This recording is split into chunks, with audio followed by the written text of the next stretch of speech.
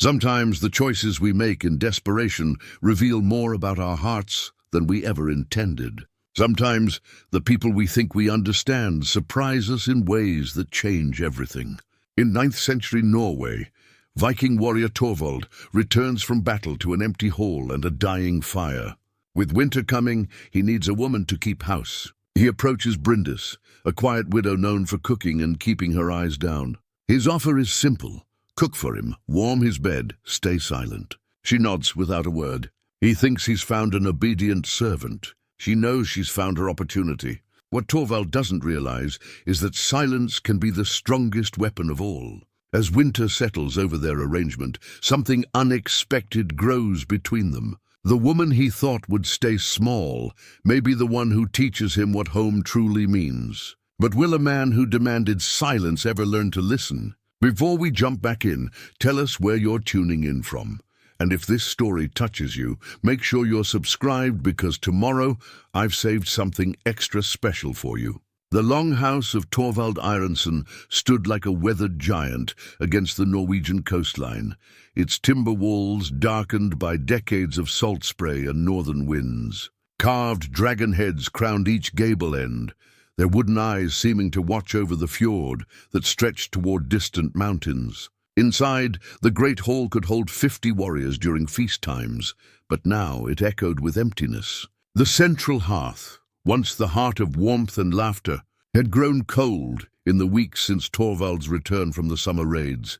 He stood before the dying embers, his battle-worn cloak draped over broad shoulders that had carried the weight of countless campaigns. At 35, Torvald possessed the bearing of a man who had earned his place through steel and strategy rather than birthright. His hands, scarred from sword work, now gripped the edges of his cloak as he contemplated the approaching winter. The raids had been profitable.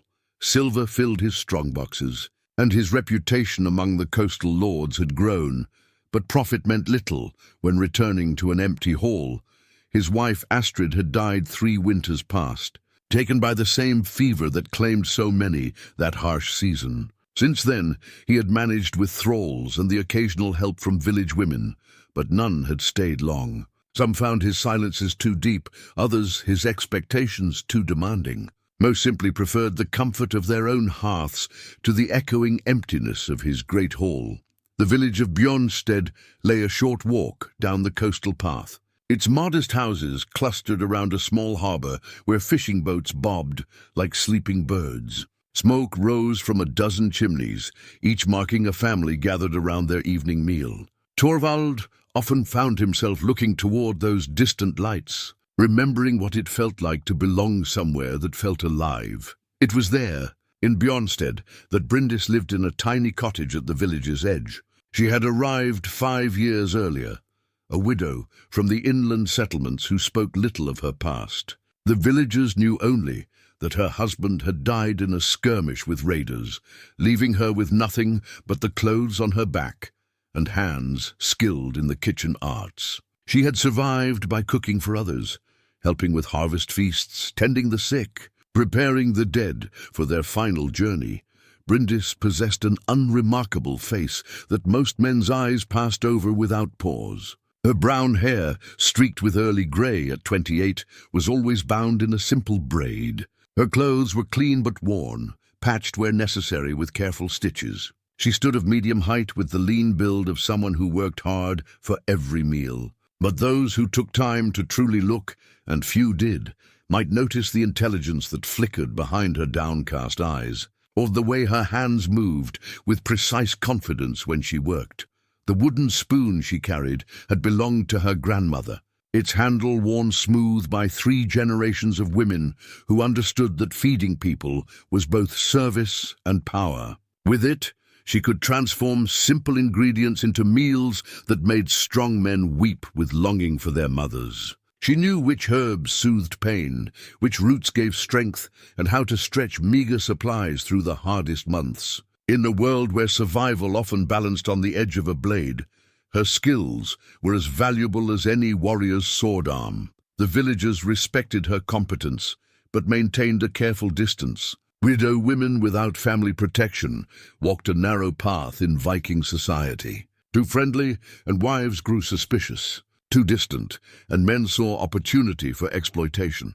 Bryndis had learned to navigate these currents with the same careful attention she gave to cooking, measuring each interaction, gauging every response. Old Gunnar, the village headman, often remarked that Bryndis had a gift for becoming invisible when trouble stirred.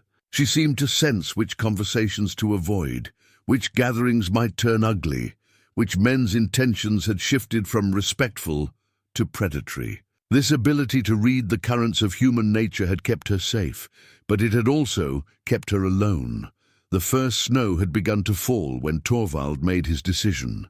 He wrapped his cloak around his shoulders and walked the path to Bjornstead, his breath forming white clouds in the crisp air. The village felt hushed under winter's approaching grip, with most families already settling in for the long months ahead. A few men nodded respectfully as he passed. His reputation commanded such courtesies, but none presumed to engage him in conversation. He found Bryndis outside her cottage, splitting kindling with methodical precision. Each stroke of her small axe was placed exactly where needed, wasting no motion or energy. She looked up when his shadow fell across her work, meeting his eyes for just a moment before returning her gaze to the wood. "You are Bryndis," he said. "It was not a question. I am." Her voice carried the soft accent of the inland settlements, marking her as someone who had traveled far from her birthplace. "I have a proposal." She set down her axe and straightened, wiping wood chips from her hands with deliberate care. Everything about her movements suggested patience, as if she had learned that rushing led to mistakes. And mistakes could prove costly. "I need a woman to keep house through the winter," Torvald continued, his words forming carefully in the cold air. "Someone to cook, to tend the fire, to warm my bed. In return, you would have food, shelter, protection. When spring comes, you may stay or go as you choose." The silence stretched between them, broken only by the whisper of falling snow. Bryndis studied his face with the same careful attention she had given to her woodwork. She saw a man who had learned that directness saved time and prevented misunderstandings. She also saw loneliness, though he would never name it as such. "And what would you require of me?" she asked. "Cook well, keep the hall clean and warm. Share my bed without complaint. Speak only when spoken to." His tone held no cruelty, merely the practical expectations of a man accustomed to being obeyed. "Nothing more?" "Nothing more." Another long pause as Bryndis considered. Her cottage was small, difficult to heat, and her stores of food would barely last through the hardest months. She had been wondering how she might survive the winter, what work she might find when the ground froze too hard for gathering herbs and the villagers retreated to their own concerns. But more than survival, she recognized an opportunity. Torvald Ironsson was known as a fair man, harsh but not cruel. His hall was large, well supplied, and he possessed influence that could open doors come spring.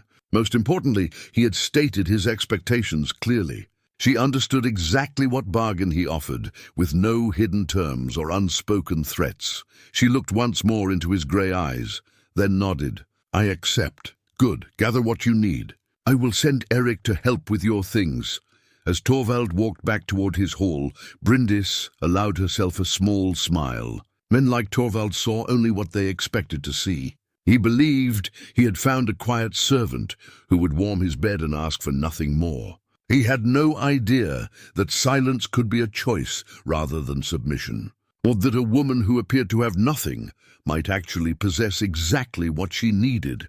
That evening, Eric the Stout arrived with a cart to collect her belongings. He was one of Torvald's most trusted men, a veteran warrior whose scarred hands spoke of many battles. Unlike his lord, Eric possessed a gift for easy conversation. "The Jarl is a good man," he told her as they loaded her few possessions. "Quiet but fair. Keeps his word. You'll be safe in his hall." "And his expectations?" Bryndis asked, testing the waters. Eric chuckled. "Simple enough. Hot food, clean house, warm bed. He's not one for idle chatter, so your quiet nature will suit him well. Just don't mistake his silences for anger. That's simply his way." As they made their way up the coastal path, the longhouse growing larger before them, Bryndis noticed how Eric's posture straightened as they approached. This was more than respect for a lord. It was the bearing of a man who had found his place in the world and felt pride in serving it well. The great hall impressed her with its size and craftsmanship, but she also noted what was missing. No tapestries softened the walls. No herbs hung drying from the rafters. The sleeping alcoves held only basic furnishings. It was a space built for function rather than comfort, lacking the small touches that transformed a house into a home. Torvald appeared as they entered, having already changed from his traveling clothes into a simple woolen tunic and leather breeches. He watched silently as Eric helped Bryndis settle her belongings in the small chamber that would be hers during the daylight hours. Her grandmother's wooden spoon she kept close. It would serve as her primary tool and her connection to the women who had shaped her skills. "The kitchen stores are adequate," Torvald said when Eric had departed. "Cook what you know." "I'm not particular about dishes, only that the food be well prepared and filling." Bryndis explored the kitchen with the eye of someone who understood that mastery of this space would determine her success. The stores were indeed adequate: dried fish, preserved meats, root vegetables stored in sand, wheels of hard cheese, barrels of ale and mead. With these ingredients and her knowledge of herbs and seasonings, she could create meals that would earn his appreciation, and perhaps something more valuable, his trust. That first evening, she prepared a simple but skillful supper: roasted fish with herbs, root vegetables cooked in their own juices, fresh bread still warm from the stone oven. She served it without words, placing each dish before him with the quiet efficiency he had requested.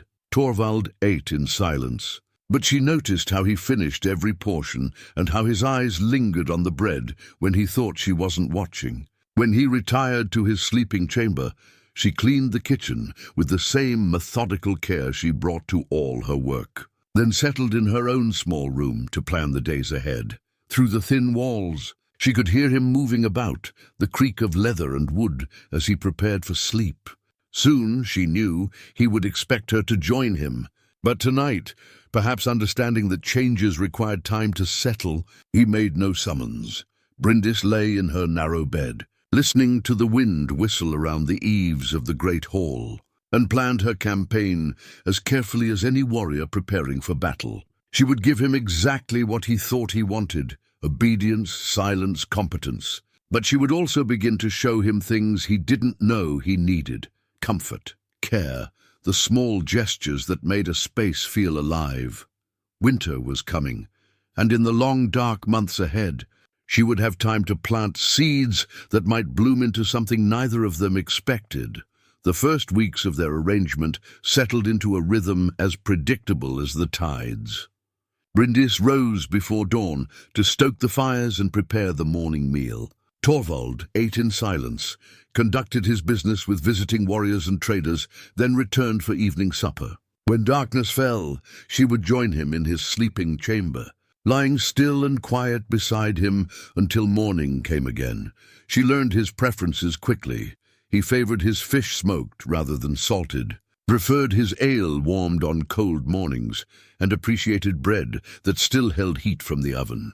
He never praised her cooking, but she measured his satisfaction in the way he cleaned his trencher, and sometimes lingered over his meal rather than rushing to other duties. Their physical arrangement proved less demanding than she had expected. Torvald sought her body with the same practical efficiency he brought to all matters, fulfilling a need without ceremony or cruelty. He was neither rough nor gentle, simply present. Afterward, he would turn away and sleep deeply, while she lay awake listening to his steady breathing and the sounds of the winter wind. The other members of his household accepted her presence with little comment. Eric the Stout offered occasional nods of approval when he sampled her cooking. The thralls who maintained the grounds and animals treated her with the cautious respect due to someone who shared their lord's bed. None presumed friendship, but neither did they show hostility. For nearly a month, this careful balance held. Then Olaf the Red arrived. Bryndis was kneading dough for the evening bread when she heard the commotion in the yard. Horses snorting, men calling greetings. the stamp of boots on frozen ground. Through the window, she glimpsed a party of riders, their breath steaming in the cold air. The lead rider dismounted, with the easy confidence of a man accustomed to command, his red-gold beard catching the weak winter sunlight.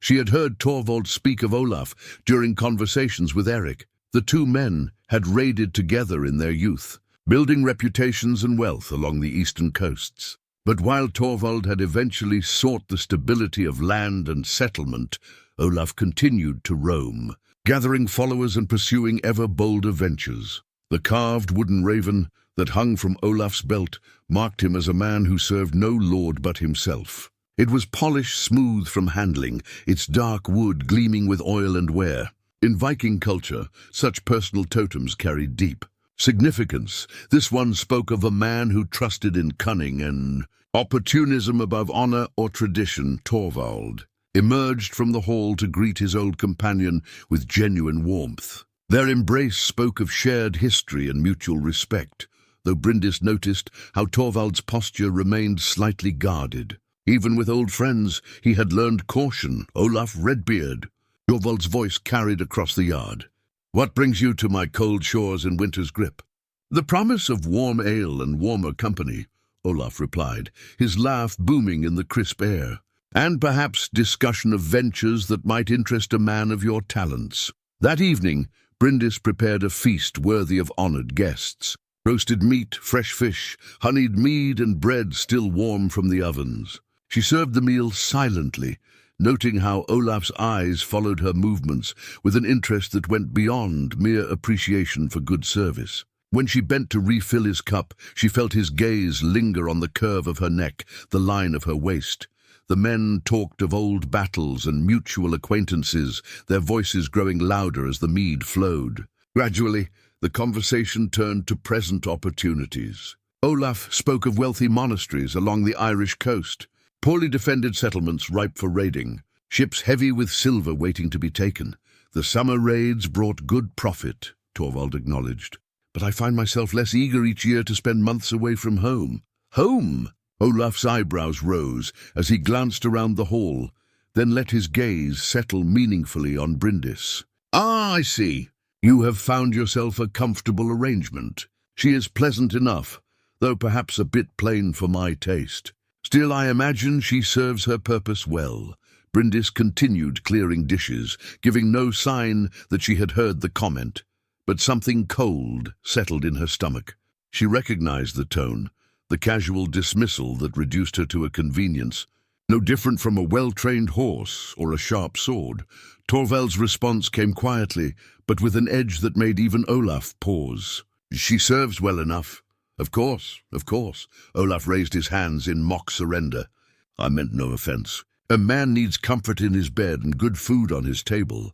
But surely such pleasures need not anchor you to shore? Bring her along if you like. There are always uses for skilled servants on campaign." The suggestion hung in the air like smoke from a badly tended fire.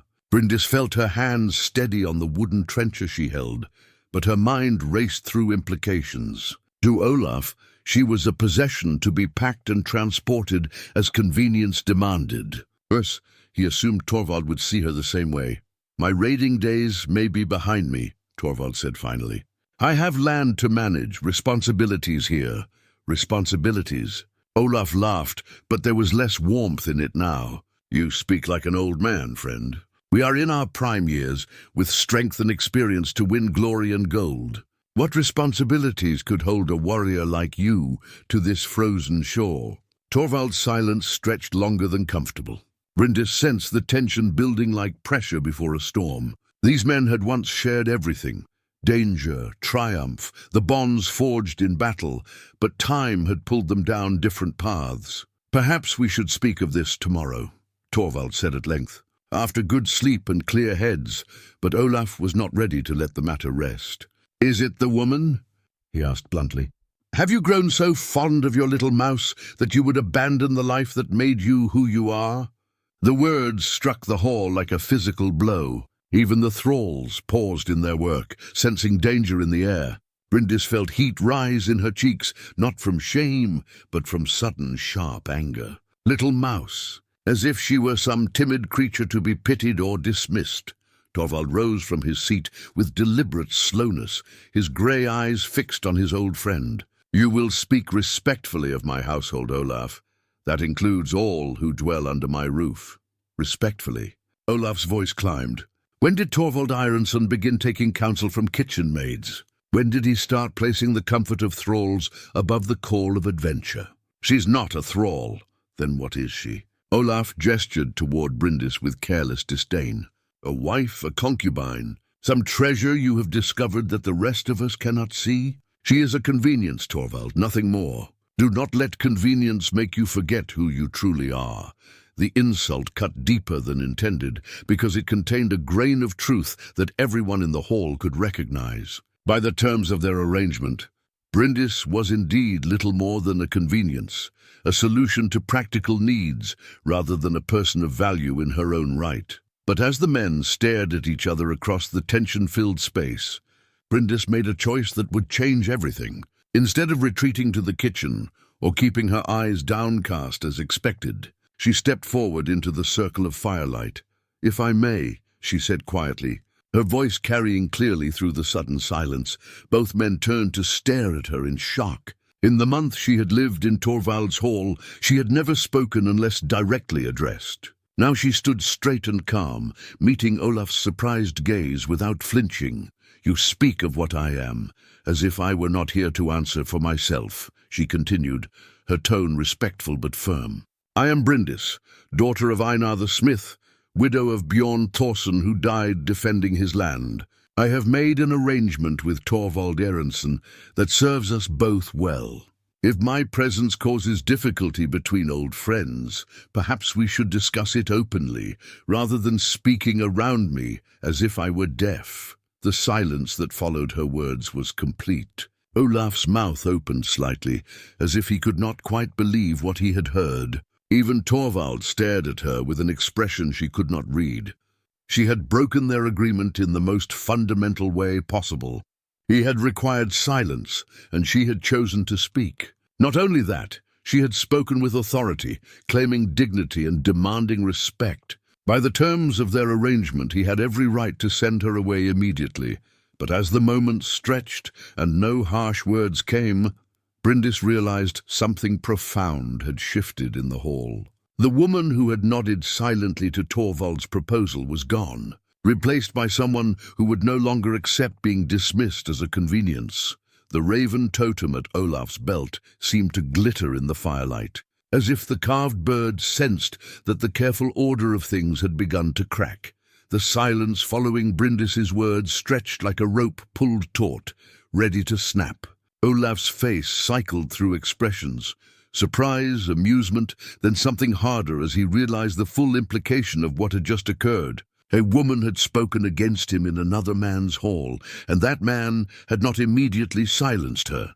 "Well," Olaf said finally, his voice carrying a dangerous edge of laughter, "it seems your little mouse has found her voice after all. How fascinating." Torvald remained motionless, his grey eyes moving between his old friend and the woman who had just shattered the careful boundaries of their world. Bryndis felt the weight of every gaze in the hall.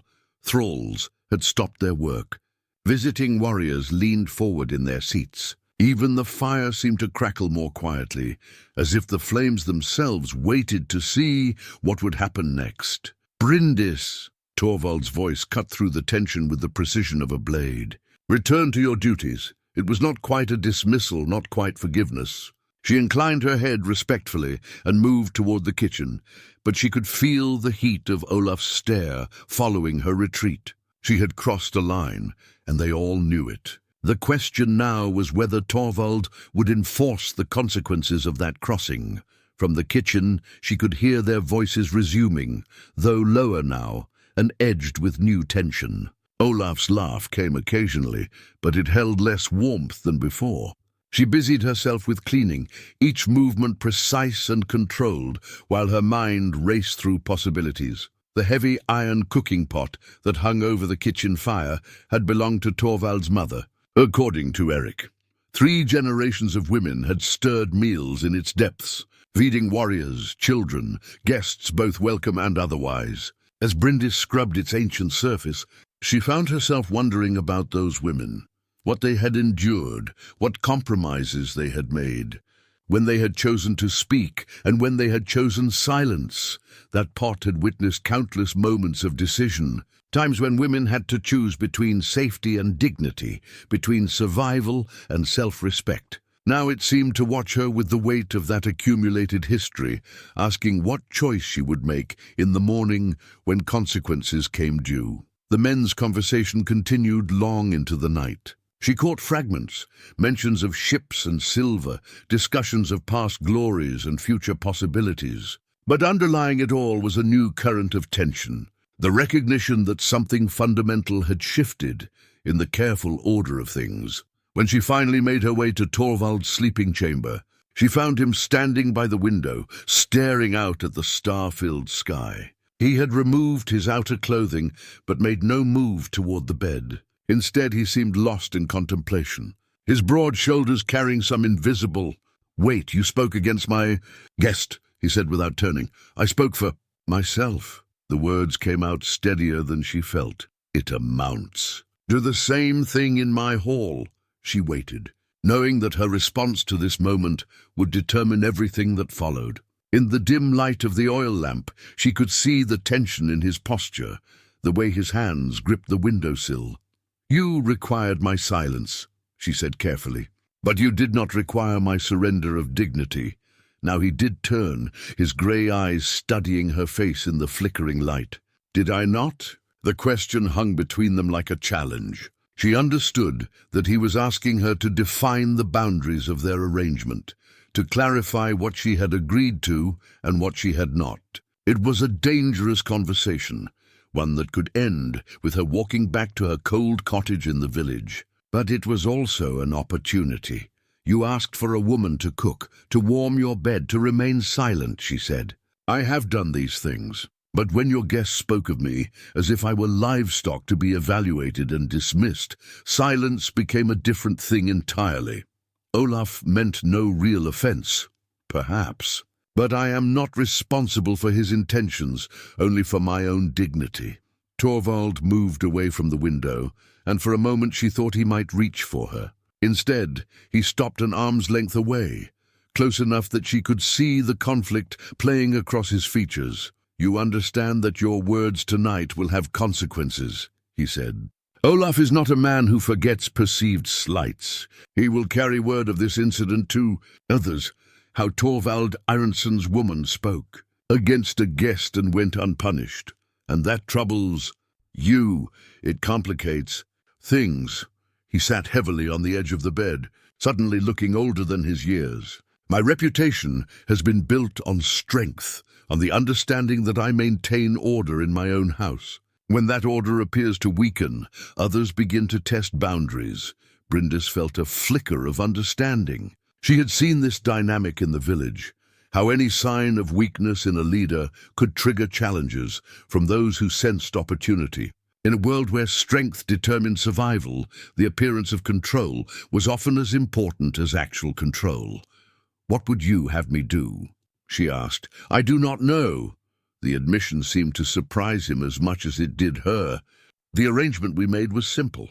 Your actions tonight have made it complex." She moved to the small chair near the window, settling herself carefully before speaking again. "When I agreed to your proposal, I thought I understood what you wanted. A woman who would serve your needs without causing difficulty. But tonight, I realized that remaining silent would have caused a different kind of difficulty, the kind that comes from allowing others to define your worth." Torvald studied her face in the lamplight, and she saw something shift in his expression.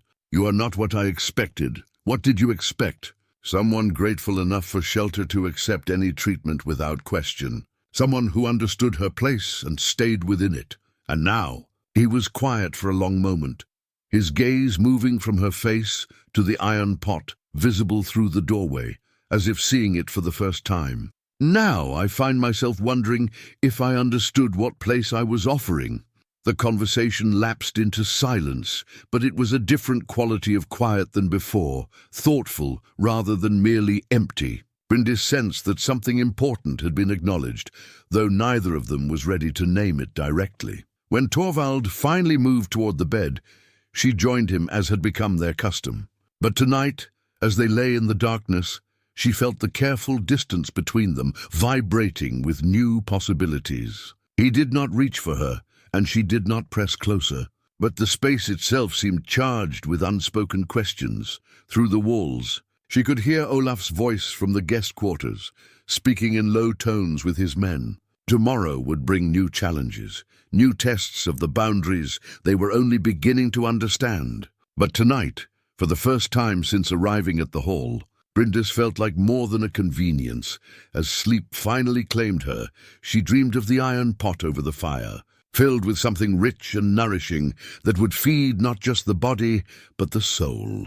In the dream, she stirred the pot with her grandmother's wooden spoon, while women from generations past nodded their approval, as if she had finally learned a recipe they had been trying to teach her all along. Outside, the winter wind continued its relentless song, but inside the great hall, something new was beginning to simmer. Morning brought no resolution, only new tensions that crackled like ice beginning to crack. Bryndis rose before dawn as always, but found Olaf already in the main hall, warming himself by the fire she had just built up. He turned at her approach, his smile sharp as a blade's edge. "The early bird catches the worm, as they say," he said, though his eyes held no warmth. "Or perhaps the mouse scurries about before the cats wake." She met his gaze steadily while moving to prepare the morning meal. "Good morning, Olaf Redbeard. I trust you slept well.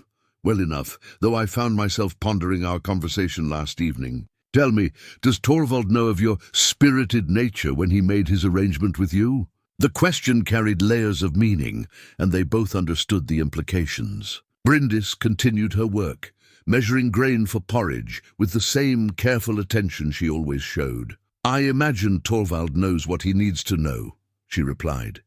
Indeed, Olaf moved closer. Close enough that she could smell the mead still on his breath from the previous night. "But perhaps there are things about you that would surprise even him, things that might make a man wonder what other secrets his household contains." From a leather pouch at his belt, Olaf produced a small silver coin, Byzantine work she noticed, with unfamiliar markings that spoke of distant travels. He turned it over in his fingers, like a conjurer preparing a trick. "This coin came from a monastery we visited last summer," he said conversationally. "The monks were most reluctant to part with their treasures, but they had interesting stories to tell. One spoke of a village inland that was raided 5 winters past. Most of the inhabitants died, but some escaped. Survivors who carried tales of a smith's daughter who fought like a wolf when cornered." Bryndis's hands stilled on the wooden spoon, but only for a moment. When she resumed stirring the porridge, her movements remained steady, though something cold had settled in her chest. "Many villages have been raided," she said quietly. "Many people have died, true enough. But this particular smith's daughter was said to be quite clever, survived by her wits when strength failed. Some say she killed 2 raiders with nothing but a kitchen knife and her knowledge of poisons." The silver coin caught the firelight as he flipped it. Of course, such tales grow in the telling, but they make one wonder what other skills a woman might possess beyond cooking and bed-warming. The threat was subtle, but unmistakable. Olaf had somehow learned pieces of her past, enough to know she was not the simple widow she claimed to be. Worse, he was prepared to use that knowledge to undermine her position in Torvald's household. "Stories are like coins," she said, never looking up from her work. "Their value depends on whether they're genuine or merely clever forgeries." Olaf's laugh was genuinely amused this time. "Cleverly said. But genuine coins buy real things, while forgeries bring only trouble when their true nature is discovered." Torvald's footsteps on the stairs ended their dangerous conversation. Olaf pocketed the coin with a flourish and moved away from the cooking area, his expression shifting to one of innocent morning pleasantries. But the damage was done. He had made his position clear: cooperate with his agenda, or face exposure of secrets that could destroy the new life she was building. Throughout the morning meal, Bryndis served the men with her usual efficiency while her mind raced through possibilities. How much did Olaf actually know? How had he learned it? And most importantly, what did he plan to do with the information? Torvald seemed to sense the undercurrents, but could not identify their source. His grey eyes moved between his guest and his woman, noting the way Olaf's attention lingered on Bryndis and the subtle tension in her usually calm demeanor. After the meal, the men retired to discuss their business while Bryndis escaped to the kitchen. She needed time to think, to plan, to decide how to handle this new threat. The silver coin Olaf had displayed was more than a casual trinket. It was a message. He possessed information that could unravel everything she had worked to build. Eric appeared in the kitchen doorway, his scarred face creased with concern. The Jarl seems troubled this morning. His old friend's visit has brought complications. Old friends sometimes carry old burdens, she replied carefully. Aye, that they do. Eric moved closer, lowering his voice. Olaf has been asking questions in the village. About you, about your past. I thought you should know. The confirmation of her fears hit like a physical blow, but she managed to keep her expression neutral. What manner of questions? Where you came from? Who vouched for you? Whether anyone remembers the circumstances of your husband's death? Eric's eyes held understanding that surprised her. Some stones are better left unturned. And what answers did he receive? Little enough. The villagers know only what you have told them, and most have sense enough to keep their mouths closed when strangers come asking. But Olaf is persistent, and he has silver to loosen tongues that might otherwise stay silent. Bryndis felt the walls closing in around her carefully constructed new life. If Olaf kept digging, eventually he would find someone who remembered more than was safe. The inland settlements maintained contact with coastal villages through trade and marriage. Sooner or later, word would reach someone who knew the true story of what had happened 5 winters past. What would you counsel? She asked Eric, surprising herself by seeking advice from the gruff warrior. The Jarl values loyalty above all else, he said thoughtfully, but he also values truth. If you have secrets that could bring harm to his house, better he hear them from you than from his enemies. The wisdom in his words was undeniable, but the risk felt enormous.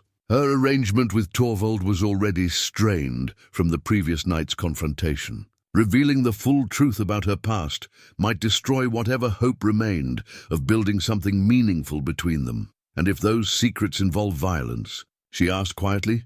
Eric's expression didn't change. Every person in this hall has blood on their hands.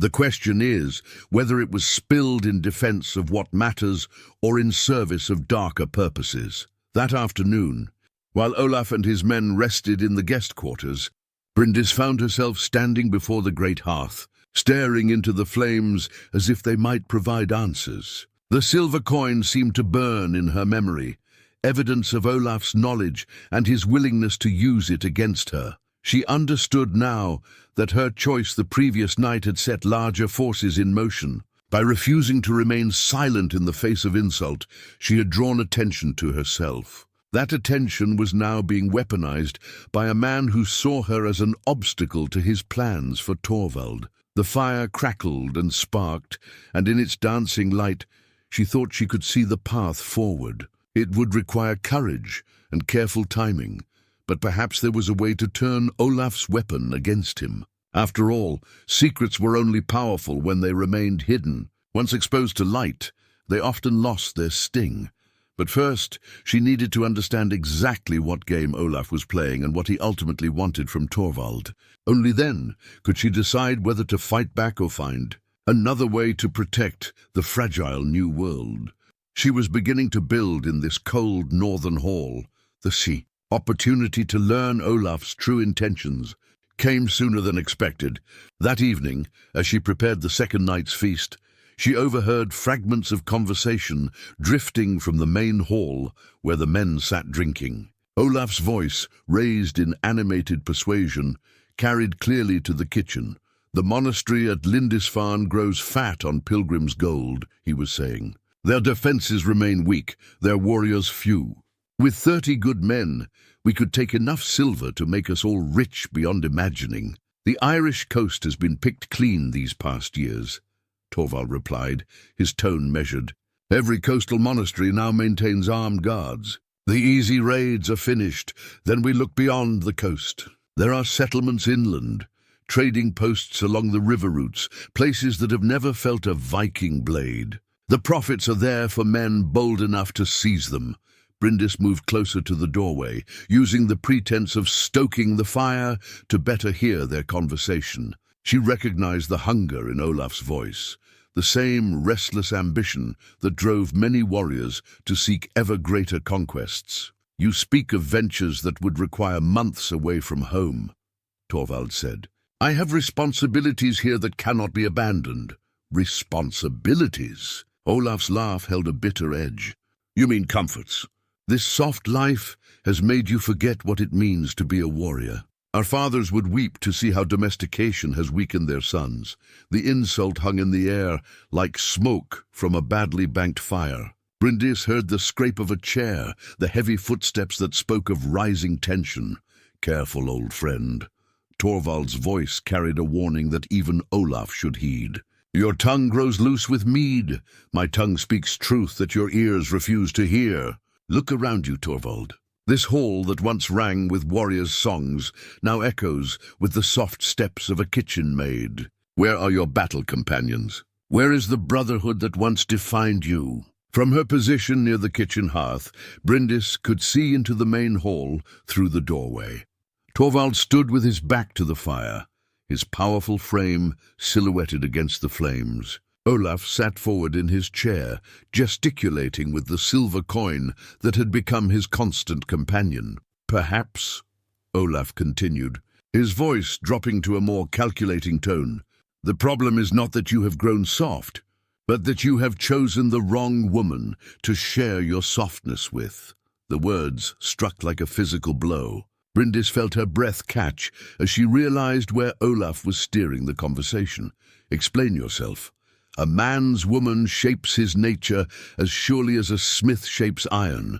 Surround yourself with weakness, and you become weak. Surround yourself with fire, and you burn bright. Olaf stood, moving to warm his hands at the hearth. Your Bryndis is a fine cook, I grant you, but she carries the scent of defeat about her. She has accepted too much, endured too much. Such acceptance becomes contagious. Torvald's silence stretched dangerously long. When he finally spoke, his voice held the cold edge of winter steel. You presume much about matters that do not concern you. They concern me because they concern you. We are bound by shared blood spilled and treasure won. Your choices affect more than just yourself. Olaf pulled the silver coin from his pouch, holding it up to catch the firelight. This coin tells a story, Torvald. A story about a woman who survived the destruction of her village through cunning and violence. A woman who killed 2 men with poison and blade before disappearing into the night. Bryndis felt the world narrow to a single point of focus. Her worst fears were materializing before her eyes as Olaf prepared to weaponize her past against both her and Torvald. The monks who told me this tale were quite specific in their details, Olaf continued. They described a smith's daughter named Bryndis, who watched her husband die defending their home, then took terrible revenge before fleeing into the wilderness. Quite a different picture from the meek widow who graces your table. In the kitchen, Bryndis found herself gripping a heavy iron ladle that had been her grandmother's before her mother's, before coming to her own hands. 3 generations of women had wielded this tool to nourish their families, but in that moment, it felt like a weapon. The silence from the main hall stretched until it became unbearable. Finally, Torvald spoke, his words carrying across the space like dropped stones. Even if such tales were true, what purpose does their telling serve? Purpose? Olaf's voice rose with genuine surprise. The purpose is to open your eyes. You have welcomed a killer into your bed, a woman who deceived you about her very nature. How can you trust anything she has told you? How can you build a life on such false foundations? And what would you have me do with this revelation? Send her away, tonight. Let her return to whatever hole she crawled from, and choose a woman worthy of your station. There are Jarl's daughters who would consider marriage to Torvald Iransson an honor. Women who could bring you alliances, wealth, connections to power. The proposal hit Bryndis like a physical blow. She understood now that this had been Olaf's plan from the beginning, not just to lure Torvald back to raiding, but to remove her as an obstacle to that goal. He recognized that her presence had changed something fundamental in Torvald's nature, made him less willing to abandon his home for months of warfare. "You have given me much to consider," Torvald said finally, his tone revealing nothing of his thoughts, indeed. "But do not consider too long, friend. Every day you delay is a day your reputation for strength grows weaker. Already there are whispers among the coastal lords that Torvald Iransson has lost his edge, that he hides behind the skirts of a peasant woman rather than leading men to glory." From the kitchen, Bryndis watched as Torvald turned away from his guest, his broad shoulders carrying the weight of impossible choices. She understood that her world balanced on the edge of a blade, dependent on decisions being made by a man who had never promised her anything beyond basic shelter and survival. The iron ladle in her hands seemed to grow heavier as she contemplated her options. She could flee into the night, disappearing as she had 5 winters ago when her first life ended in blood and fire. Or she could stay and fight for the fragile new existence she had begun to build in this cold northern hall. But as she watched Torvald's silhouette against the fire, she realized there was a third option, one that would require the kind of courage her grandmother had possessed when she first taught her to cook not just food, but hope itself. The time for hiding behind silence had ended. Now she would have to decide whether to trust in the man she was beginning to understand, or face the consequences of a past that refused to stay buried. Bryndis made her choice in the space between one heartbeat and the next. Instead of retreating to her chamber or fleeing into the night, she stepped forward into the circle of firelight, carrying the iron ladle like a scepter of domestic authority. "The tale your coin tells is true," she said quietly, her voice cutting through the tension-thick air. Both men turned to stare at her, Olaf with triumph gleaming in his eyes, Torvald with an expression she could not read. The admission hung between them like a blade suspended by a thread. "Bryndis," Torvald began, but she raised her hand to stop him. "Let me finish what has been started," she said, meeting his gaze steadily. "Olaf Redbeard wishes to speak of my past. Very well.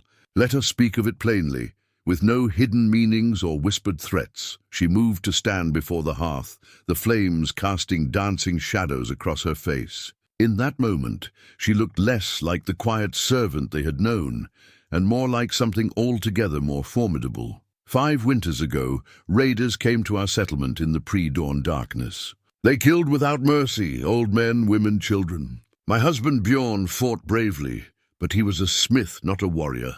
He died trying to protect what we had built together. Olaf leaned forward in his chair, his eyes bright with vindication. But Torvald remained silent, listening with the intensity of a man weighing evidence. "When they dragged me from our burning home," Bryndis continued, her voice steady despite the pain of remembrance, "they thought me broken, another piece of plunder to be divided among them. They spoke freely in front of me, believing I was too shocked to understand their plans. They were wrong. From beneath her simple woolen dress, she produced a small leather pouch that she had carried since that terrible night. Opening it, she revealed several dried herbs and roots that most would dismiss as cooking spices. "My grandmother taught me the properties of plants," she said, holding up a particular root. "This one brings peaceful sleep in small doses. In larger amounts, it brings eternal sleep. The raiders who killed my husband learned this lesson while celebrating their victory with ale I had prepared for them." The revelation settled over the hall like winter fog. Even the fire seemed to burn more quietly as the full implications became clear. "2 men died from the poison," she continued. "The third, their leader, I killed with his own knife while he lay helpless. Then I took what silver I could carry and disappeared into the forest." Olaf sat back in his chair, his expression shifting from triumph to uncertainty. This was not the broken confession he had expected. There was no shame in her voice, No plea for forgiveness, only the calm recitation of facts by someone who had made peace with necessity. "You see," he said to Torvald, though his voice lacked its earlier conviction, "she admits to murder, to poisoning." What manner of woman? Bryndis interrupted, turning to face him fully. "A woman whose husband was butchered before her eyes. A woman who watched her neighbors' children thrown into burning buildings. A woman who chose revenge over survival, justice over safety.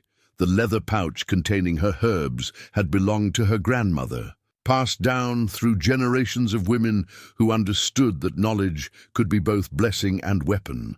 As she held it, she felt the strength of all those who had come before her, women who had faced impossible choices and found ways to endure. "I will not apologize for surviving," she said firmly, "nor will I apologize for making my attackers pay the price for their cruelty.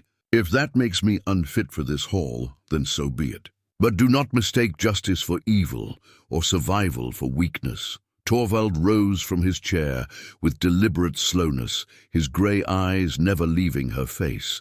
The hall held its breath as he approached, stopping within arm's reach of where she stood. "Why did you not tell me this before?" he asked quietly. "Because you asked for a woman to cook and warm your bed, not a woman to share her darkest memories. Because I hoped that what I had become mattered more than what I had done. And now I understand that the past cannot be buried as deeply as I believed. If my presence here brings shame to your name or danger to your house, I will leave tonight. But I will not be driven away by threats or forced to accept judgment from men who have never faced what I have faced." The silence stretched until Olaf could bear it no longer. "You cannot seriously consider keeping her," he said to Torvald. "A woman who admits to murder, a woman who defended herself against murderers," Torvald corrected, his voice carrying a finality that brooked no argument. "A woman who faced odds that would break most warriors and found a way to make her enemies pay." Olaf's face flushed red above his beard. "You choose her word over mine? You accept the presence of a killer in your bed." "I accept the presence of a survivor in my hall," Torvald replied. "And I suggest you remember that you are a guest here, speaking of matters that concern my household, not yours." The confrontation had reached its breaking point. Olaf rose from his chair, his hand moving instinctively toward his sword hilt before checking the motion. They were in Torvald's hall, surrounded by Torvald's men. "Violence here would mean his death." "Very well," he said, his voice tight with controlled rage. "I see that your attachment to this woman has indeed clouded your judgment. When the other Jarls learn that Torvald shelters murderers and chooses domesticity over glory, remember that I offered you a different path." "I will remember," Torvald said calmly. "Just as I will remember who brought poison into my hall with whispered accusations and veiled threats." Olaf's laugh was bitter as winter wind. "You mistake wisdom for poison, old friend.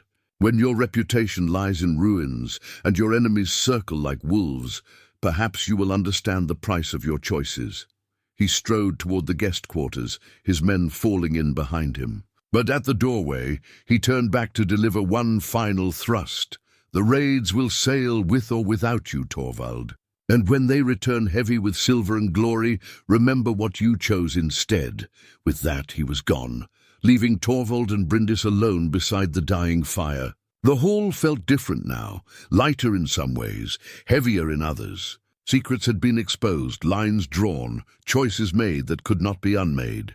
Bryndis carefully returned the herbs to their pouch, her hands steady despite the magnitude of what had just transpired. She had gambled everything on honesty and found it met with understanding rather than condemnation.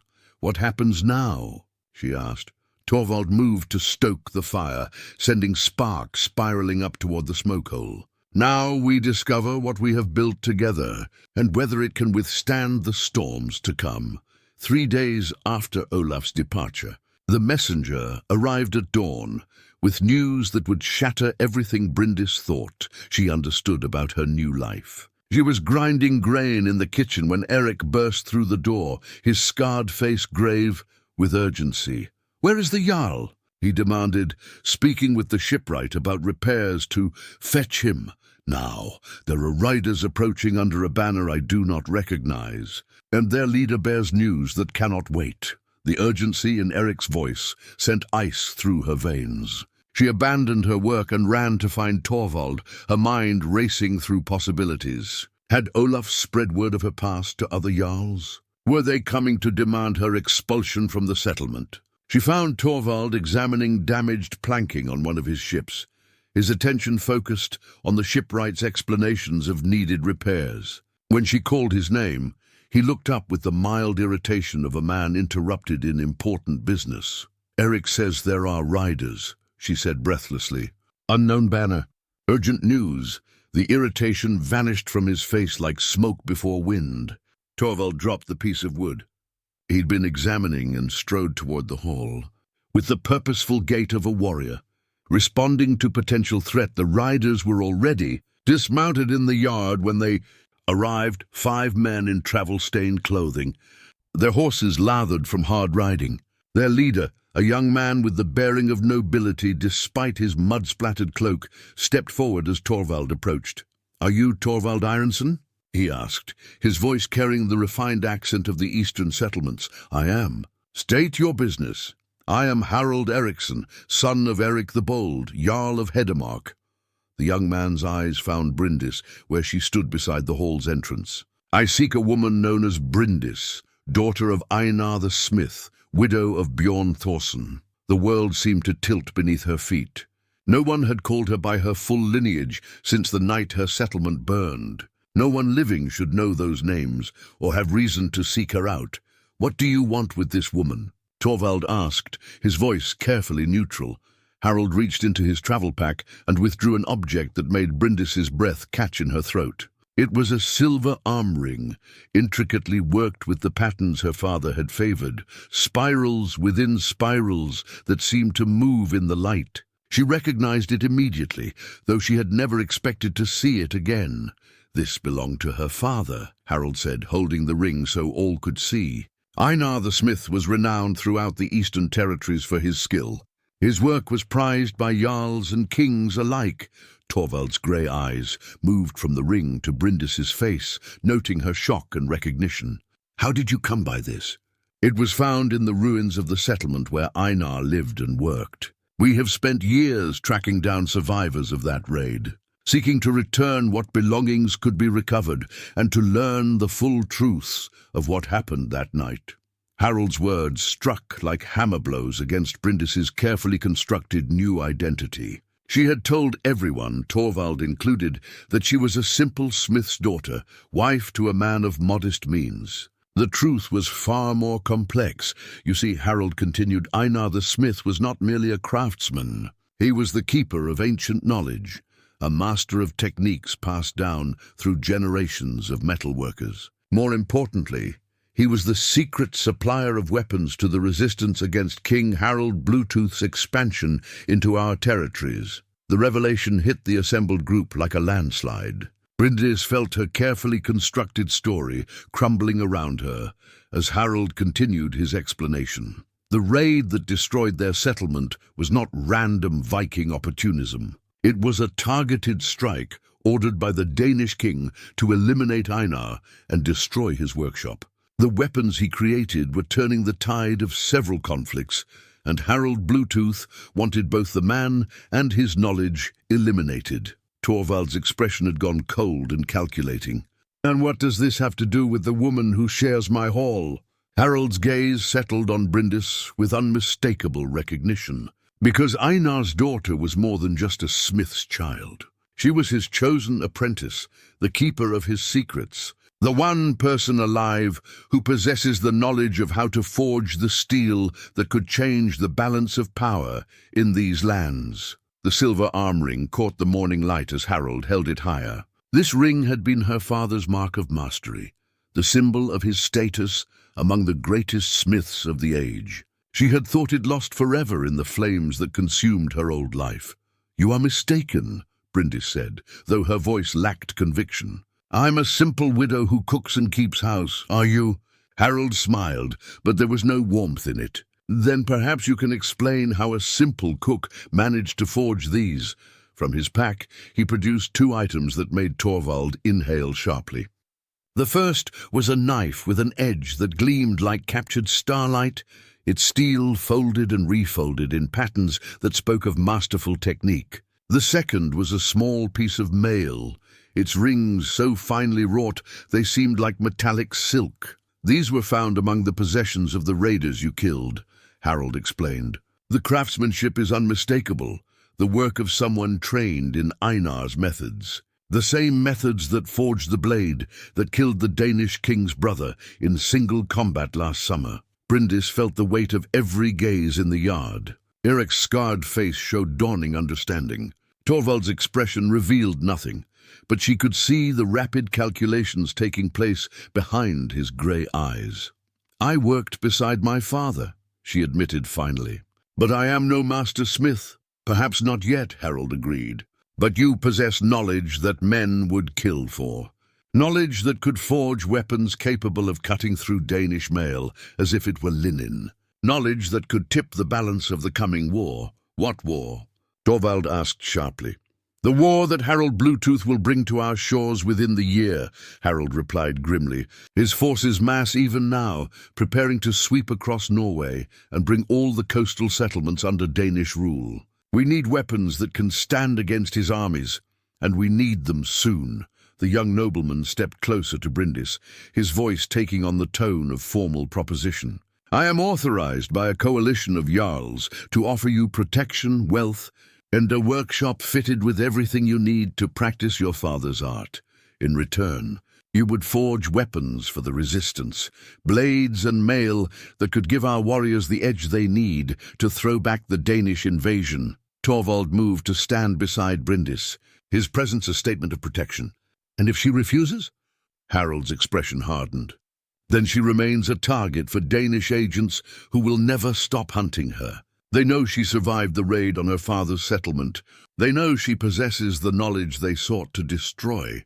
As long as she lives, she represents a threat to their plans." The silver arm ring seemed to burn in the morning sunlight as Harold extended it toward Bryndis. "This is your inheritance," he said, "your father's legacy and your birthright. The question is whether you will claim it or continue hiding from the destiny that has already found you."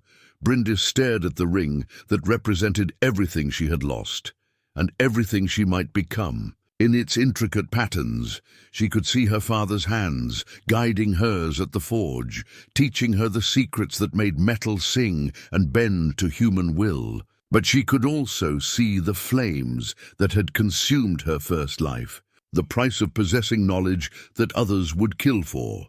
Beside her, Torvald waited in silence, offering neither encouragement nor discouragement. This choice, like so many others, would be hers alone to make.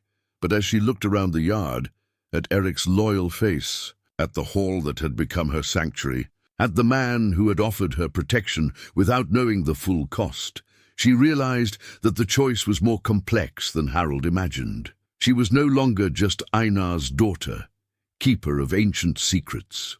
She was also Bryndis of Torvald's Hall, a woman who had found something worth protecting. In this cold northern place, the question was whether she could find a way to honor both legacies without destroying the life she had only just begun to build. The silver arm ring lay on the great table like a coiled serpent, its intricate patterns catching the firelight as the war council gathered in Torvald's hall. 3 days had passed since Harold's arrival. 3 days of tense negotiations and careful planning that would determine not only Bryndis's fate, but the future of every settlement along the Norwegian coast. Eric had spread his best maps across the wooden surface, marking Danish positions with small carved pieces, while Harold pointed out the strategic importance of various coastal strongholds. Torvald listened with the focused attention of a commander weighing odds, but his eyes periodically drifted to where Bryndis worked quietly in the kitchen, grinding herbs and preparing the evening meal as if the fate of kingdoms did not hang in the balance. "The Danish fleet will arrive with the spring thaw," Harold was saying, his finger tracing the expected route of invasion. 40 ships, perhaps 50, carrying warriors equipped with the finest weapons and armor their smiths can produce. Against such a force, courage alone will not suffice, and you believe Bryndis can forge weapons that will make the difference? Torvald asked, though his tone suggested skepticism rather than dismissal. I've seen what her father's steel could do, Harold replied firmly. A single blade forged by Einar cut through Danish mail and broke their finest sword in the battle at Stamford Bridge. With a dozen such weapons, 100 warriors could stand against twice their number. From her position at the grinding stone, Bryndis listened to them discuss her abilities as if she were not present. The familiar weight of her father's techniques pressed against her memory, the precise temperatures, the careful folding of metal, the secret additions that transformed ordinary iron into something extraordinary. But Harold's expectations carried their own dangers. The knowledge he sought was not simply a matter of superior craftsmanship. Her father's methods involved techniques that bordered on the mystical, drawn from traditions far older than Christian or pagan teachings. To forge such weapons would require not just skill, but a willingness to walk paths that few dared follow. The workshop would be built to your specifications, Harold continued, now addressing his words directly to her. The finest tools, the purest iron, skilled assistants to handle the basic work while you focus on the critical elements. You would have everything your father possessed and more. And afterward? She asked, not looking up from her work. When the war is won or lost, what becomes of the woman who knows these secrets? Harold's pause spoke volumes. They all understood that knowledge of such power could never be allowed to spread freely. Win or lose, she would remain a valuable asset to be protected or a dangerous liability to be eliminated. You would be honored among the Jarls, Harold said finally. Granted lands, wealth, a place of respect in whatever peace follows. A comfortable prison, she replied quietly. Torvald's grey eyes found hers across the space between kitchen and table. In his gaze, she saw understanding of the trap that was closing around them both. Accept Harold's offer, and she would save countless lives but lose any hope of the simple existence she had begun to build. Refuse, and Danish forces would overwhelm the coastal settlements, leaving nothing but ash and slavery in their wake. There is another consideration, Eric said, his scarred hands folding one of the maps with military precision. Olaf Redbeard has not been idle since leaving our hall. Word has reached me that he spreads tales of weakness, claiming that Torvald Ironson has lost his warrior's heart to a woman's influence. The news struck like a physical blow. Bryndis felt her careful plans crumbling as she realized how her presence had begun to undermine Torvald's position among his peers. What manner of tales? Torvald asked, though his voice remained steady. That you refuse profitable raids to stay close to home. That you take counsel from a woman rather than trusted warriors. That your judgment has been clouded by... Eric glanced toward Bryndis, clearly uncomfortable with the words he must speak. By unnatural attachments to someone beneath your station. Harold leaned forward with sudden interest. These accusations could work in our favor. If other Jarls believe Torvald has grown weak, they will not expect him to play a significant role in the coming conflict. That could provide excellent cover for our true preparations. Cover bought with my reputation, Torvald observed dryly. Reputations can be rebuilt, Harold replied, especially after decisive victory against Danish invaders. But only if we have the weapons to achieve such victory.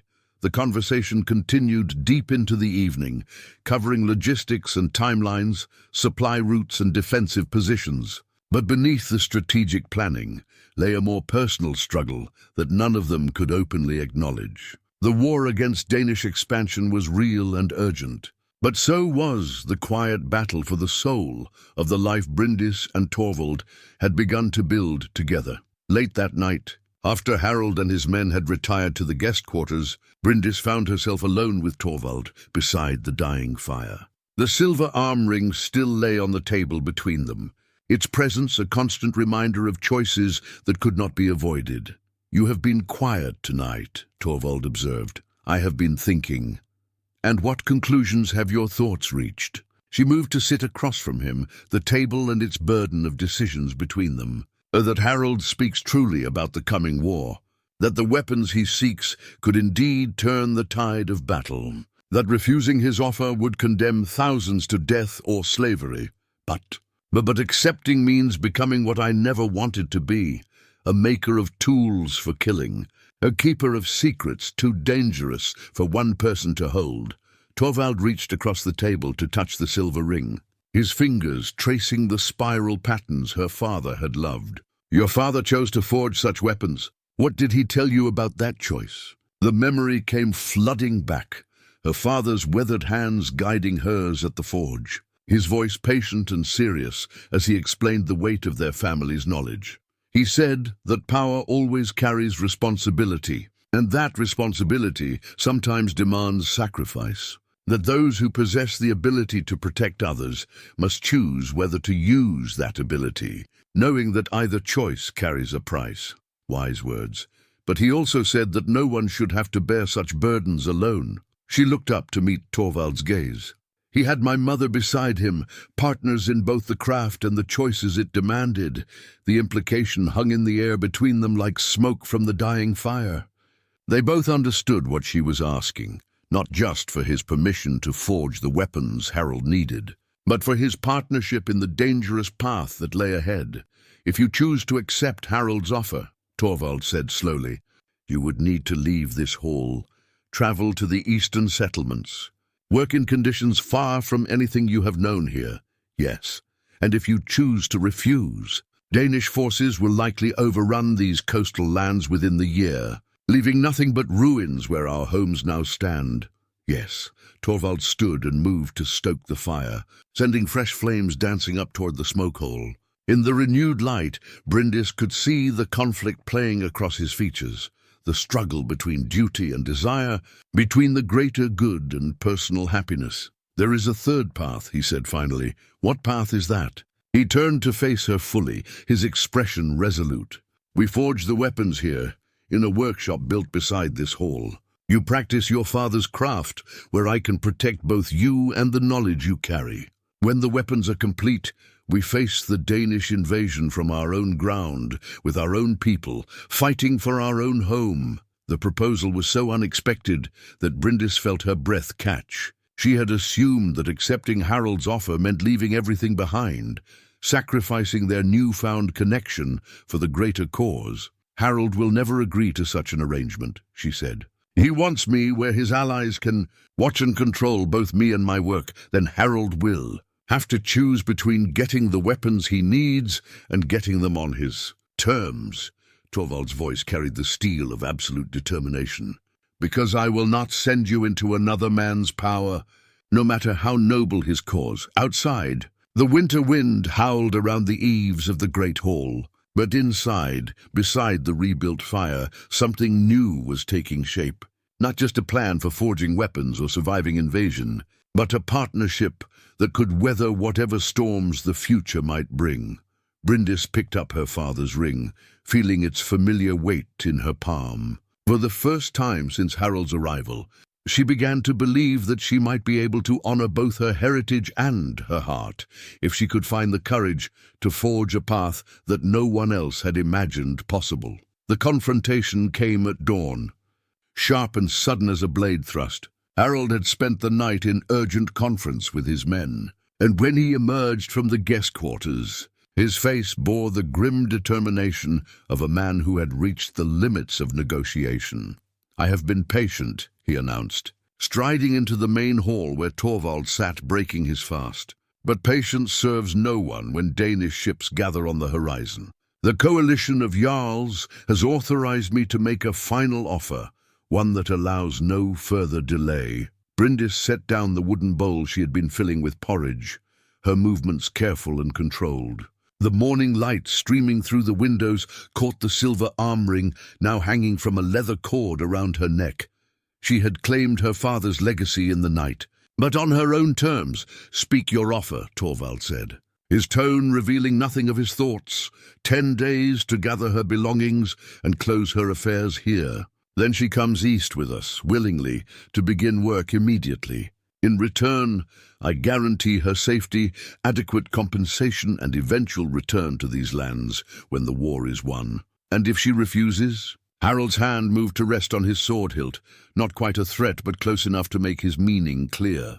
Then I regret that circumstances will compel us to consider other options. The knowledge she carries is too valuable to remain in the hands of those who will not use it for the common good. The challenge hung in the air like the scent of an approaching storm. Behind Harold, his 4 companions had positioned themselves strategically around the hall, while Eric and 2 of Torvald's men flanked their lord. The peaceful morning had transformed into a standoff between armed warriors. From the kitchen doorway, Bryndis stepped forward, her grandmother's wooden spoon in one hand and her father's arm ring visible at her throat. The juxtaposition, symbols of both domestic life and warrior heritage, seemed to embody the impossible choice she faced. "Before you proceed with threats," she said calmly, "perhaps you should see what I have already accomplished, without waiting for permission." She moved to the great table and began laying out items she had kept hidden since Harold's arrival. First came a small knife, its blade gleaming with the distinctive patterns of her father's steel. Then a section of mail rings, each one perfectly formed and fitted. Finally, a thin metal plate that caught the light like captured water. Harold's eyes widened as he recognized the craftsmanship. "When did you forge these?" "Over the past 3 nights, working by firelight in the kitchen." "Your father's techniques require no grand workshop, only skill and the proper understanding." She picked up the knife, testing its edge against a piece of leather that parted like silk. "The question is not whether I can create the weapons you need, but whether you are wise enough to accept them on terms that serve everyone's interests." "You would work here?" Harold asked, incredulity clear in his voice. "In this remote hall, far from proper oversight and protection." "I would work where I choose to work," Bryndis replied firmly, "with partners I trust, using methods I select for purposes I support. Your coalition needs weapons. I can provide them, but I will not be owned or controlled in the process." Torvald rose from his chair with the deliberate movements of a man preparing for violence. "She has stated her terms clearly. The question now is whether you are here as a petitioner seeking aid or as an enemy making demands." The tension ratcheted higher as both groups of warriors adjusted their positions. Hands moved closer to weapon hilts, eyes tracked potential threats, breathing grew shallow with anticipation. One wrong word could transform negotiation into bloodshed. "You do not understand the forces arrayed against us," Harold said desperately. "Danish gold has bought traitors in every major settlement. Their agents hunt for Einar's daughter even now. She cannot be protected in this isolated place. Cannot be protected." Eric's scarred face split in a grim smile. "You speak to men who have held this hall against raiders, rival jarls, and winter storms that would break lesser warriors. If protection is your concern, perhaps you should ask who has kept her safe these past months while your coalition searched in vain." Harold's composure began to crack as he realized his position was weaker than he had assumed. "The jarls will not accept this arrangement. They demand oversight, accountability, assurance that the weapons will be completed and delivered as promised." "Then the jarls must choose," Bryndis said with quiet authority. "They can have the weapons they need, forged by the only person alive who possesses the knowledge to create them. Or they can cling to their desire for control and face the Danish invasion without the tools they claim are essential for victory." She moved to stand beside Torvald, her presence a clear declaration of where her loyalties lay. "But they cannot have both. The choice, as you said, allows no further delay." The silver arm ring at her throat seemed to pulse with inner light as she made her final offer, not as a desperate woman seeking protection, but as a master craftsperson setting terms for her invaluable services. Harold stared at her for a long moment, recognizing that the balance of power in the room had shifted completely. The woman he had expected to compel through threats and promises had instead seized control of the negotiation, offering what was needed while demanding what she valued most, the freedom to choose her own path. Outside, the morning wind carried the salt scent of the sea and the promise of distant storms. The silence stretched until it became unbearable, broken only by the crackle of the hearth fire and the distant cry of seabirds. Harold's men shifted restlessly, hands hovering near weapons, while their leader wrestled with a decision that would determine far more than the fate of one woman. Then, cutting through the tension like a blade through silk, came the sound of approaching horses. Many horses, moving fast across the frozen ground toward Torvald's hall. Eric moved swiftly to the window, his scarred face grim as he counted the riders. 20 men, maybe more, he reported. Flying Olaf's banner. The news hit the assembled group like a physical blow. Olaf's return at this moment could only mean one thing. He had gathered allies and come to force a resolution that would serve his own purposes. "It seems our discussion must be postponed," Harold said, though his relief at the interruption was obvious. "We have more immediate concerns," but Bryndis stepped forward, her voice cutting through the rising panic. "No, we finish this now, before other complications arise." She moved to the great table and swept aside the maps and strategic markings, replacing them with the weapons she had forged. The knife, the mail rings, the metal plate, each piece caught the morning light and threw it back transformed. "You speak of accountability and oversight," she said to Harold, her voice carrying an authority that made even his warriors pause. "Very well. Judge my work. Test the steel.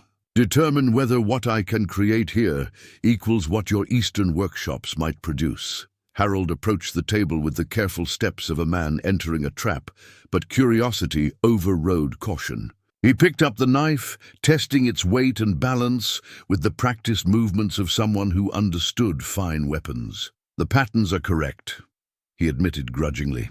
"The edge holds true." He drew his own blade and struck the two together, expecting to see chips or cracks. Instead, his weapon, forged by the finest Danish smiths, showed a notch while hers remained unmarked. "Impossible," one of Harold's men breathed. "Not impossible," Bryndis corrected. "Simply forgotten. My father's techniques do not depend on superior tools or perfect conditions. They depend on understanding of metal, fire, and the ancient songs that bind them together." The sound of riders grew closer, and through the windows they could see Olaf's force spreading out to surround the hall. He had indeed brought allies. Harold recognized banners from 3 different settlements, warriors who had answered Olaf's call for reasons of their own. "You planned this," Harold accused, understanding flooding his features. "You knew he would return." "I knew that running from difficult choices only delays the consequences," Bryndis replied. "Better to face them all at once and be done with it." Torvald moved to stand behind her, his presence a wall of quiet strength. "State your terms clearly, so there can be no misunderstanding." She lifted the silver arm ring from around her neck, holding it so all could see. "I will forge 12 blades and enough mail rings to armor 50 warriors. The work will be done here, in a forge built beside this hall. No one will interfere with my methods or attempt to learn my father's secrets. When the weapons are complete, they will be distributed as Torvald and I see fit." "And in return?" Harold asked. "In return, your coalition will recognize this hall as neutral ground. No demands for military service, no forced participation in your war councils, no interference in how we choose to defend our own lands." The terms were shrewd. Bryndis offered what was most needed, while claiming the freedom to live as she chose. But before Harold could respond, the door burst open, and Olaf strode in, his red beard braided for battle, and his eyes bright with predatory satisfaction. Well, he said, taking in the tense scene before him. "What have we here? Secret meetings, drawn weapons, and my old friend negotiating with strangers, while his woman stands armed beside him." His gaze fell on the weapons displayed on the table, and his expression shifted to one of genuine surprise. "Remarkable craftsmanship. Where did you acquire such pieces?" "They were forged here," Torvald said calmly. "By Bryndis." Olaf's laugh rang out across the hall, but there was no humor in it. "The little mouse is full of surprises, it seems. First a poisoner, now a smith. What other talents have you been hiding?" "Talents sufficient to forge weapons that could change the course of the coming war," Harold interjected, finally understanding the full scope of what he was witnessing. War? Olaf's eyes sharpened with interest. What war? As Harald began to explain the Danish threat and the coalition's needs, Bryndis caught Torvald's eye. They both understood that the next few moments would determine not just their personal fate, but the balance of power along the entire Norwegian coast. The silver arm ring seemed to grow warm in her palm as she prepared to make her choice. Not between competing offers, but between the woman she had been and the woman she was becoming. Outside, more riders approached, drawn by the concentration of banners and the scent of momentous decisions in the making. The spring wind that swept across the completed forge carried the scent of wood smoke and heated metal, mixed with the salt tang of the nearby sea. 3 months had passed since that tense morning when armed men had gathered in Torvald's hall to argue over the fate of one woman and the weapons she might create. Now, as Bryndis set down her hammer and examined the 12th blade fresh from her fire, she reflected on how much had changed since then. The forge itself stood as testament to compromise and cooperation. Built jointly by Harald's coalition and Torvald's household, it combined the best elements of both eastern and coastal traditions. Stone foundations supported timber walls, while the great bellows, operated by a series of ingenious pulleys, could achieve temperatures that would have amazed her father. But more than the physical structure, the forge represented something unprecedented in Viking politics, a neutral ground where competing interests could coexist for the greater good. Harald's observers monitored progress without interfering in methods. Torvald's warriors provided security without restricting access. Even Olaf, after much heated negotiation, had agreed to the arrangement in exchange for 2 of the finished blades for his own use. The weapons themselves exceeded every expectation. Each blade held an edge that could cut through Danish mail like cloth, while remaining flexible enough to bend without breaking. The patterns folded into the steel seemed to shimmer with inner light, and more than one warrior had sworn the weapons sang when drawn in battle. The final piece is ready. Bryndis called to where Torvald sat examining the completed mail shirts that would accompany the blades into battle. He approached the forge with the quiet reverence that had become his custom when witnessing her work. The transformation of raw iron into something transcendent never failed to move him, though he had seen it dozens of times over the past months.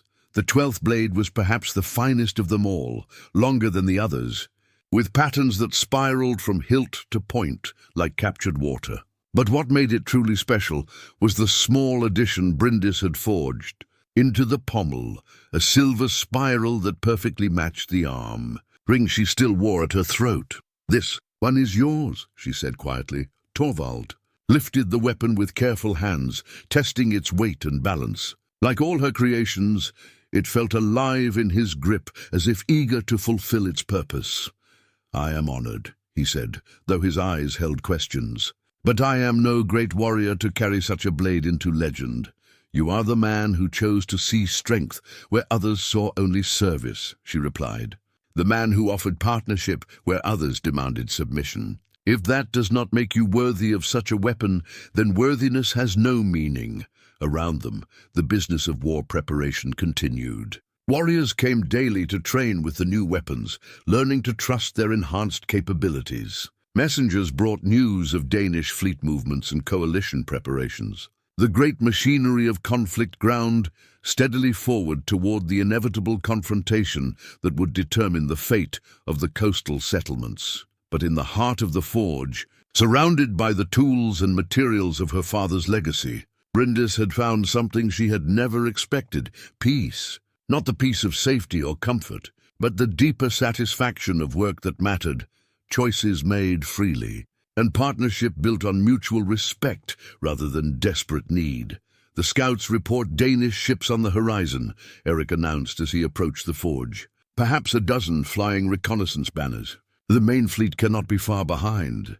The news should have brought fear, but instead Bryndis felt only a calm readiness. The weapons were complete, the coalition prepared. The long months of anticipation finally reaching their conclusion. "Then it is time," she said.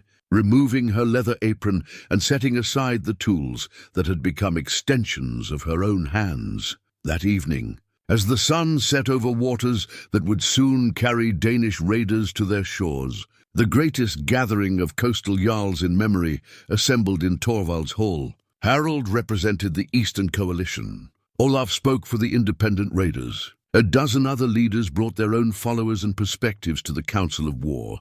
But at the center of it all sat Bryndis, no longer the quiet widow who had once agreed to cook and warm a warrior's bed in exchange for shelter. The silver arm ring at her throat caught the firelight as she spoke with the assembled leaders about strategy, logistics, and the proper use of the weapons she had forged. "The blades will cut through their armor," she explained, "but they cannot overcome poor tactics or broken courage. Victory will depend on the men who wield them, not the steel itself." Spoken like a true daughter of warriors, Olaf observed, and there was genuine respect in his voice now, rather than the dismissive mockery of their first meeting. As the night wore on and plans took final shape, Bryndis found herself beside the great hearth where so much of her new life had been forged. The fire that had once seemed like her only source of warmth now felt like the heart of something much larger. A home, a purpose, a future built on foundations stronger than mere survival. Torvald joined her there, the magnificent blade she had made for him resting across his knees. Tomorrow would bring battle, uncertainty, and the test of everything they had worked to build. But tonight, in the warmth of their own hall, surrounded by allies they had chosen rather than accepted by default, they could rest in the knowledge that they had found their way to something worth defending. "Do you regret the choices that brought us here?" he asked quietly. Bryndis looked around the hall, at warriors planning for battle, at the forge glowing beyond the windows, at the silver ring that marked her claimed heritage. Then she looked at the man beside her, who had offered her space to become whoever she chose to be. "No," she said with quiet certainty. "I regret nothing at all." Outside, the wind carried the promise of distant storms, but inside their hall, the fire burned bright and steady, ready to kindle whatever tomorrow might bring.